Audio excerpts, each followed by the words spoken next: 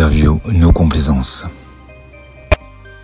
L'interview No Complaisance sur Mystique Radio. Aujourd'hui, on accueille Sophie Vital. Bonjour Sophie, comment vas-tu ? Bonjour, très bien, et toi ? Alors Sophie, on te connaît un peu à travers la voyance, on connaît tes dons, on sait ce que tu pratiques au quotidien, mais là on est intéressé vraiment de connaître un peu plus la personne, le côté privé, et te poser des questions. Alors des questions qui peuvent paraître des fois anodines, bêtes, ou des questions un peu plus profondes sur comment tu as pu commencer la voyance, qu'est-ce qui t'a poussé à faire de la voyance. Mais en fait, chère Sophie, que je connais moi bien personnellement, je vais te poser des questions d'abord bateau. Comme ça, c'est fait. Il y a toujours des questions bateau qui arrivent en fin d'émission. Là, on va te les poser en début d'émission. Comme ça, c'est fait. Et on rigole un peu. Donc, une question particulière qui remet en ce moment, moi qui m'amuse beaucoup, parce que je te connais vraiment très très bien, mais je vais te la poser quand même. Est-ce que tu es prête pour ces questions sur Mystique Radio ? Je suis prête. Alors, je vais te poser la première question. Ta qualité première en tant que personne ? Vraiment, ce que tu penses, toi, ta qualité Moi, je pourrais te dire, tu sais quoi, je vois même cette réponse, ton humanisme, parce que je te connais, mais toi, comment tu te vois ? Ta qualité première, s'il te plaît. Ma qualité qui peut être parfois prise aussi pour un défaut, c'est mon altruisme. Les gens ont tendance à abuser de ma gentillesse et de ma générosité envers les autres. Je ne sais pas si c'est un défaut aujourd'hui, je pense que c'est une qualité. C'est le défaut de ne pas recevoir ce genre de qualité d'autres personnes qui font que ça peut poser un problème. Ton défaut le plus inavouable, Sophie ? Le plus inavouable, mon manque de patience. C'est vrai. Ton petit vice caché, parfois c'est le jeu, parfois c'est les cigarettes, parfois. Quel est ton vice caché ? Alors, j'avais arrêté de fumer pendant le confinement, j'ai repris. Ah, c'est dommage, la cigarette. Et après, mon vice caché, j'adore manger du pain grillé avec du Nutella dans mon lit vers 2h du matin. Ouais, je crois que c'est le vice caché de tout le monde. La question rigolote du moment qui revient, c'est Sophie, es-tu un homme ou une femme ?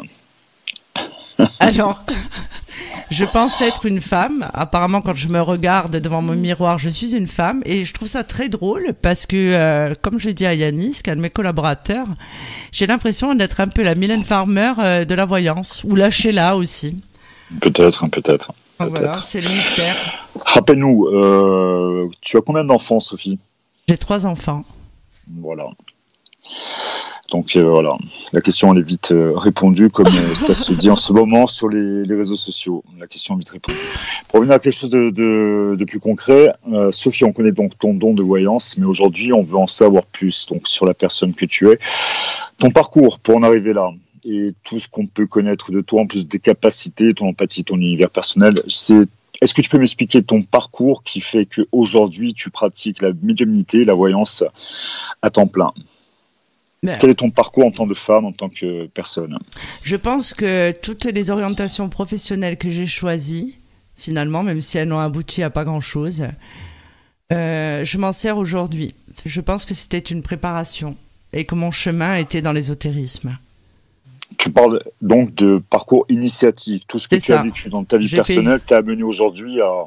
Mais même mes études, puisque j'ai étudié, j'étais en histoire de l'art, je voulais être designer dans l'automobile. Rien à voir donc, très bien. Rien à voir, non. Les arts. Ensuite, j'ai été artisante, donc j'avais créé ma société où en fait j'étais proche des gens, puisque j'avais créé un concept. Finalement, je suis passée de l'autre côté puisque j'ai repris mes études et je me suis beaucoup investie dans le funéraire. Ensuite, j'avais dit, finalement ici, je n'ai pas trouvé. Donc, j'ai eu plusieurs petits boulots pour finalement m'amener à ça, à l'ésotérisme. Mais je pense que c'était parce que c'était ma voie et que le hasard n'existe pas. Aujourd'hui, j'assume d'en faire ma pleine profession, je m'affiche et j'ai aucun souci avec ça. D'accord, et dans ce parcours initiatique, le fait d'avoir ce troisième œil, ce sentiment d'être accompagné par des guides, d'avoir ce don, ce sentiment, tu sais, on semble acquérir d'autres facultés, on perçoit les choses différemment. Depuis quand exactement? Avant ce parcours initiatique ou tout le long de ce parcours ou après ce parcours? Quand est-ce que tu as ressenti tes dons? Moi, je pense que je les avais depuis la naissance. Moi, je dis toujours dans mes conférences que la médiumnité m'a sauvée. Je pense également que nous sommes tous médiums. Nous avons tous la glande pinéale et le troisième œil. Seulement les événements de la vie de chacun font que celui-ci se referme ou reste ouvert. Et pour mon cas, c'était l'ouverture. L'ouverture parce que j'ai encore une fois une vie difficile et que j'ai gardé une sensibilité. Donc une sensibilité exacerbée qui fait qu'aujourd'hui tu te reconnais pleinement dans la médiumnité, que tu as tes facultés et tes dons qui sont totalement ouverts, c'est ça. Exactement. J'ai une autre question, Sophie. Pour être guide-moi, parce que moi qui ne fais pas partie de ce monde mais qui m'intéresse quand j'ai des discussions avec toi, pour être un bon médium, quelles sont pour toi les qualités premières à avoir en tant que personne, en tant qu'humain, pour bien exercer? Pour bien exercer, je pense que il faut être altruiste. Il faut avoir une ouverture d'esprit sur différents sujets, ne pas avoir de blocage ni sur la religion, ni sur le choix des consultants ou des personnes de notre entourage. Il faut accepter de ne pas pouvoir aider certaines personnes qui le refusent. Ce n'est pas un échec. Il faut faire du négatif en faire du positif. Il faut avoir aussi de la psychologie, évidemment, puisque pas tous les consultants, toutes les personnes sont prêts à entendre ce qu'on a à dire. Je pense qu'il faut rester humble. Et ça, dans mon métier, ça fait beaucoup défaut. Avoir de la compassion et savoir garder du recul sur la nature humaine, déjà à la base. C'est ça ton discours. Oui. D'accord. Oui. On est d'accord. On est d'accord. Donc être à l'écoute et altruiste, comme tu as dit, très bien. Donc aujourd'hui, comme tu te positionnes aujourd'hui en tant que médium, si on parle de tes rêves personnels, de tes buts à atteindre à travers la médiumnité, de ce que tu peux, toi, apporter, comment tu vois l'avenir? Comment, toi, tu te places dans les mois, dans les années à venir? Alors, je peux dire que j'ai la chance déjà d'avoir une satisfaction dans ce que je fais. Mm-hmm. J'aimerais développer un peu plus le soin. J'aime beaucoup faire les soins en énergie multidimensionnelle. Mm-hmm. Pas d'ambition vraiment liée à mes plateformes téléphoniques de voyance. Je veux juste que mes médiums, les personnes qui travaillent pour moi, puissent gagner leur vie correctement.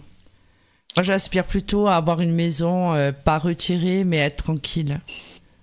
D'accord. J'aimerais aussi que le regard des gens change.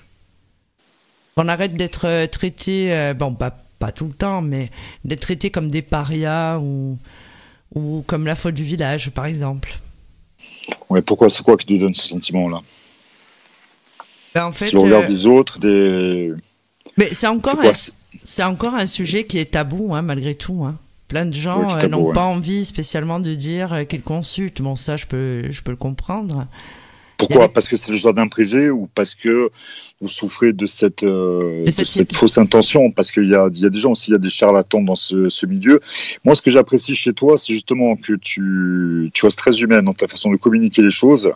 Et ce qui fait que moi, personnellement, je peux m'intéresser à ton univers. Et ça, c'est important. Alors que d'autres personnes, on sait très bien, c'est dans tous les corps de métier comme ça, hein, qu'il y a des charlatans qui exploitent les faiblesses des uns et des autres. Mais malheureusement, c'est vrai que sur la place publique, les médisances, elles sont plus nombreuses.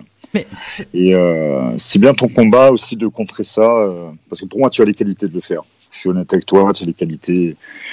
Et c'est un bon exemple. Tu es un bon exemple pour moi. Ah, merci, Didi.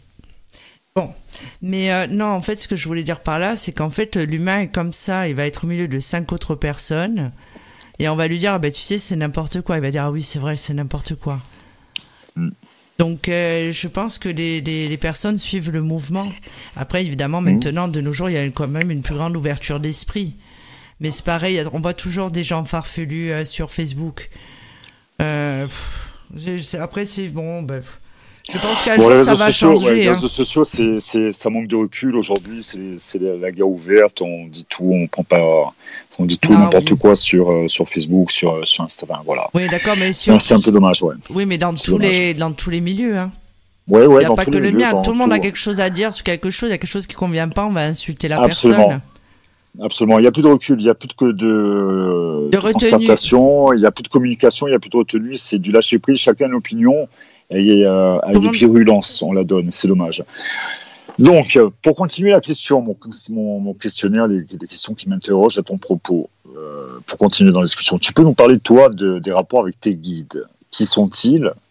Et est-ce que ce sont des gens que tu as connus, des gens proches? Est-ce que tu peux nous en parler? Alors, j'ai plusieurs guides. J'ai un guide qui s'appelle Franck, qui est mon frère, qui est Ouais. décédé avant ma naissance, qui est aussi le guide de ma fille Kiar, Ouais. qui est une entité, je dirais, assez élevée, et qui en fait est le gardien de la maison, parce qu'il faut savoir que dans chaque domicile, il y a toujours une entité qui garde le lieu d'habitation. Souvent des gens qu'on a connus, qu'on a aimés dans Pas notre vie, forcément, parce que j'en ai un qui s'appelle Augustin, qui n'a rien à voir à la base. et D'accord. je ne l'ai pas connu dans cette vie. Ensuite, Donc, son rôle à lui, c'est donc d'être Dans mes guide, guides. d'aider. oui, il me D'accord. me Ok. donner des informations. C'est pour ça que j'ai déjà expliqué dans d'autres interviews qu'en fait, je me rends compte quand j'ai un guide différent de par mon vocabulaire, mon débit de voix. Et je pense même que j'en ai un qui a dû avoir une vie professionnelle dans le médical. Parce qu'il y a des jours Hein où je ne vois que du médical. Ouais. Donc voilà, j'ai ma grand-mère et j'ai mon grand-père qui était un passeur d'âme. Ma grand-mère qui était coupeur de feu, qui avait le don de magnétisme. Ouais. Donc en fait, ma mère aussi l'était, mais ma mère n'est pas mes guides. Donc en fait, on n'est pas obligé d'avoir véritablement un lien de parenté, puisque de l'autre côté, ça n'existe pas. C'est les contrats d'âme, on s'est mis d'accord. C'est tout. Mais après, les guides changent. Hein. Ma grand-mère partira le jour où j'aurai rencontré l'amour. Alors je sais, ça fait sourire beaucoup de monde. Des fois, le matin, je me lève, je me dis, Mémé, on n'est pas sorti de l'auberge. et voilà, c'est la gardienne du parcours amoureux. Bon, bah là, en ce moment, elle est au chômage, hein, évidemment. Mais oui, Ouais. on a les guides qui changent. D'accord, très bien. Ok. On change de registre pour revenir à quelque chose de plus banal. Qu'est-ce que tu détestes le plus? Peut-être sur ce monde, dans ta vie ou dans ce que tu vois en ce moment dans les infos, parce que c'est assez dramatique. Qu'est-ce que tu détestes le plus en ce moment? Moi, ce que je déteste le plus, c'est la violence. La violence Voilà. sous tous ses travers, la violence verbale, la violence psychologique, la violence envers les animaux, les enfants, la violence, parce qu'il y a une C'est ça, recrudescence de la recrudescence, hein. violence. En ce moment, il y a de la violence, il y a une recrudescence de la violence envers les chevaux qui sont tués sauvagement. La violence, tout simplement. C'est ça. C'est vrai c'est assez terrible ce à quoi on assiste. Donc, la question contraire à cela, c'est qu'est-ce que tu aimes le plus en ce moment? Alors, qu'est-ce que j'aime le plus en ce moment? Dans les rapports humains, dans le côté positif que tu prônes, qu'est-ce qui te paraît bien? Chez Alors, l'être humain, qu'est-ce qui te paraît bien? Tu me diras peut-être l'amour ou je sais pas. bah, ce qui me paraît bien, c'est l'espoir. L'espoir, oui.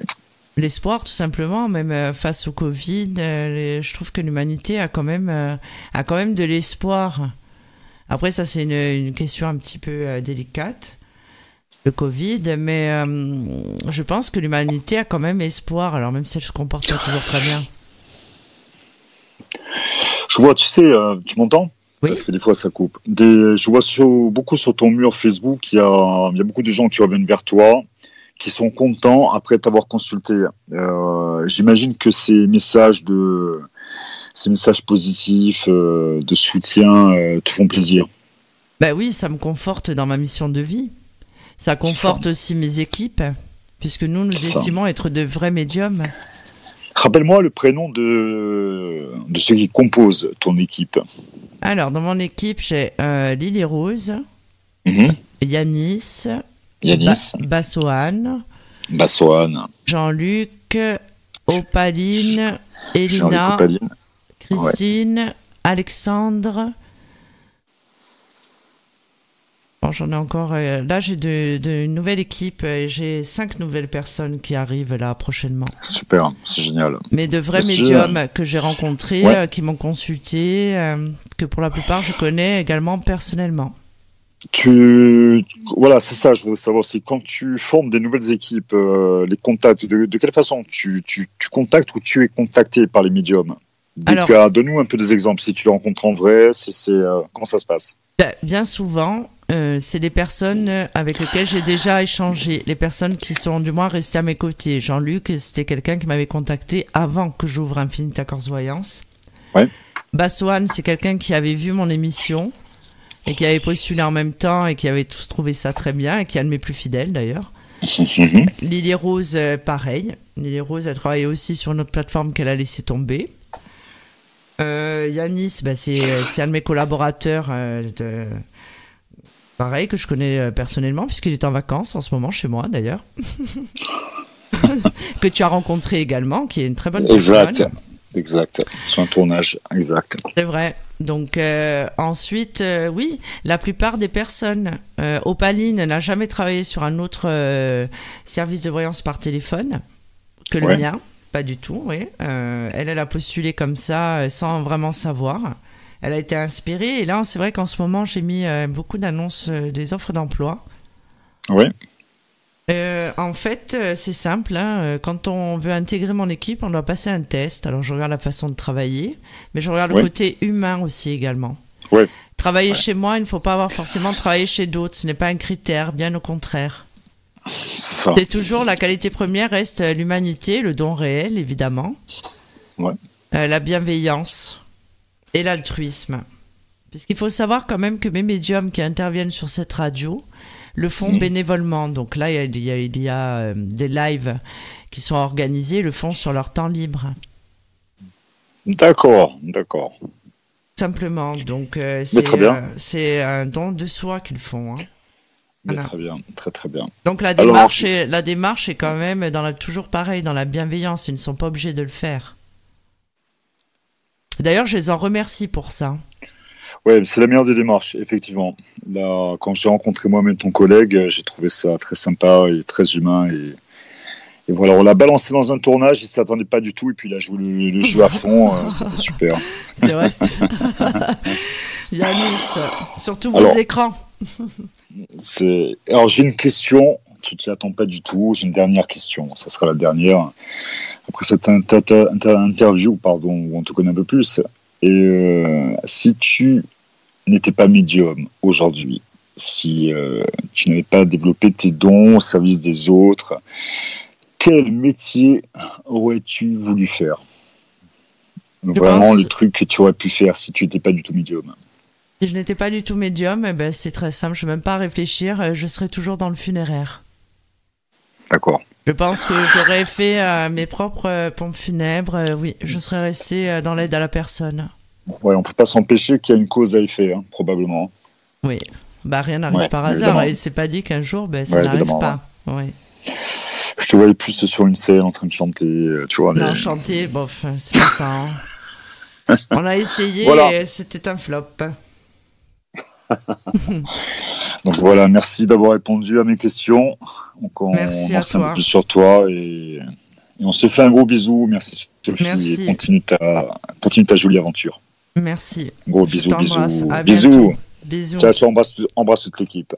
Merci, bisous, ciao.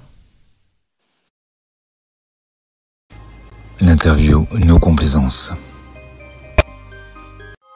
Sophie Vitali a sélectionné chaque médium, voyant, chaman et astrologue pour leurs véritables dons et leurs qualités humaines. Sophie Vitali et son équipe ont une mission de vie, celle d'éclairer la vôtre. Nous sommes là pour vous au 0890 100 280, 0890 100 280 et profitez de notre offre consultation privée à tarif avantageux avec minutes gratuites sur affinita-corse-voyance.com. Sophie Vitali, c'est aussi des lives gratuits toutes les semaines sur Instagram et Facebook. Service Audiotel, 60 centimes par minute.